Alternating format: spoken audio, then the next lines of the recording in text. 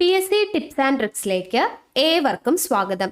നമ്മൾ ഇന്ന് നോക്കാൻ പോകുന്നത് നമ്മുടെ യൂണിവേഴ്സിറ്റി അസിസ്റ്റന്റ് എക്സാമിന്റെ ടൈം ടേബിൾ പ്രകാരമുള്ള ക്ലാസ് ആണ്. ഇന്ന് ഡേ 23. ഇന്ന് നമുക്ക് റിവിഷൻ എക്സാം ഒക്കെയാണ് അല്ലേ നമ്മൾ പറഞ്ഞിരിക്കുന്നത്. അപ്പോൾ ഇന്ന് നമ്മൾ എക്സാം ഡേ ആണ്. അപ്പോൾ നമുക്ക് പരീക്ഷ എഴുതി നോക്കിയാലോ.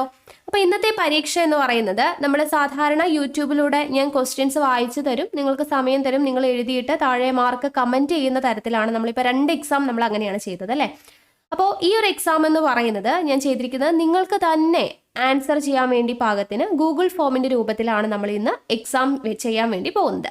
അപ്പോൾ അതെങ്ങനെയൊക്കെയാണ് ചെയ്യേണ്ടത് എന്നുള്ള ഡീറ്റെയിൽഡ് ആയിട്ട് നമ്മൾ പറയാം. അപ്പോൾ അതിന് മുന്നേ നമ്മുടെ യൂണിവേഴ്സിറ്റി അസിസ്റ്റന്റ് എക്സാം 130 ദിവസത്തെ ടൈം ടേബിളാണ് നമ്മൾ കൊടുത്തിട്ടുള്ളത്.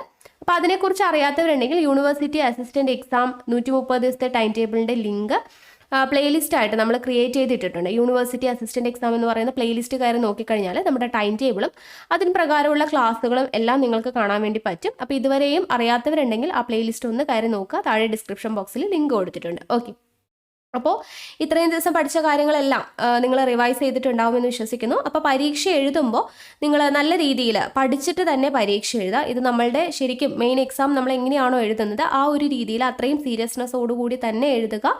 20 മാർക്കിലായിരിക്കും എക്സാം എന്ന് പറയുന്നത്, 18 മാർക്കായിരിക്കും കട്ട് ഓഫ്. അപ്പോൾ നിങ്ങൾക്ക് എത്രത്തോളം മാർക്ക് കിട്ടി എന്നുള്ളത് നിങ്ങൾക്കറിയാൻ വേണ്ടി പറ്റും. നിങ്ങൾ ഓരോരുത്തരും ആരൊക്കെ പരീക്ഷ എഴുതി നിങ്ങൾക്ക് എത്ര മാർക്ക് കിട്ടി എന്നുള്ളത് എനിക്കും അറിയാൻ വേണ്ടി പറ്റും. ആ ഒരു രീതിയിലാണ് നമ്മൾ എക്സാം സെറ്റ് ചെയ്തിട്ടുള്ളത്. അപ്പോൾ എങ്ങനെയാണ് എക്സാം എഴുതുന്നതെന്ന് നമുക്ക് നോക്കിയാലോ.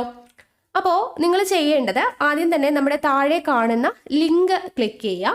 അപ്പോൾ നിങ്ങൾക്ക് നമ്മുടെ ചോദ്യപേപ്പർ കാണാൻ വേണ്ടി പറ്റും. അപ്പോൾ അതിൽ ആദ്യം തന്നെ നിങ്ങളുടെ നെയിം എന്ന് പറഞ്ഞിട്ട് കൊടുത്തിട്ടുണ്ടാവും. അപ്പോൾ അവിടെ നിങ്ങളുടെ പേര് ടൈപ്പ് ചെയ്യുക. പേര് കൊടുത്തതിന് ശേഷം എല്ലാ ക്വസ്റ്റ്യൻസും അറ്റൻഡ് ചെയ്യണം. എല്ലാ ചോദ്യങ്ങളും അറ്റൻഡ് ചെയ്തെങ്കിൽ മാത്രമേ നിങ്ങൾക്ക് അത് സബ്മിറ്റ് ചെയ്യാൻ വേണ്ടി പറ്റത്തുള്ളൂ. അപ്പോൾ ഓരോ ചോദ്യവും നമ്മൾ പ്രസ്താവന രീതിയിലുള്ള ചോദ്യങ്ങളും മാത്സും ഇംഗ്ലീഷും എല്ലാം ഉണ്ട്. അപ്പോൾ നമ്മൾ സമയമൊന്നും സെറ്റ് ചെയ്തിട്ടില്ല, കാരണം മാത്സ് ഒക്കെ വരുമ്പോൾ നിങ്ങൾക്ക് ചെയ്ത് നോക്കേണ്ടേ. പക്ഷേ നിങ്ങൾ എക്സാമിന് എത്രത്തോളം സ്പീഡിലൊക്കെ ചെയ്ത് നിങ്ങൾ ആൻസർ ചെയ്യുമോ അതുപോലെ തന്നെ നിങ്ങൾ ആൻസർ ചെയ്യാൻ വേണ്ടി ശ്രമിക്കുക.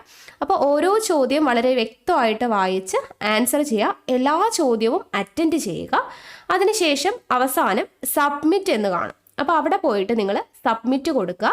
അപ്പോൾ നിങ്ങൾക്ക് നിങ്ങളുടെ മാർക്ക് എത്രയാണ് ലഭിച്ചത് എന്നുള്ളത് അറിയാൻ വേണ്ടി പറ്റും. ഏത് ഭാഗമാണ് തെറ്റ് വന്നത് ആ ഭാഗം ഒന്നുകൂടെ ക്ലിയർ ചെയ്ത് വായിച്ചു പഠിക്കുക. ഓക്കെ, അപ്പോൾ ഇത്രയാണ്.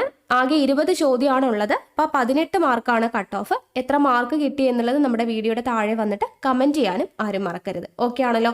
അപ്പോൾ എല്ലാവർക്കും ഓൾ ദ ബെസ്റ്റ് പറയുവാണ്. എല്ലാവരും നല്ല രീതിയിൽ തന്നെ പരീക്ഷ അറ്റൻഡ് ചെയ്യുക. ഓക്കെ, അപ്പോൾ നമുക്ക് അടുത്ത ക്ലാസ്സിൽ കാണാം. താങ്ക്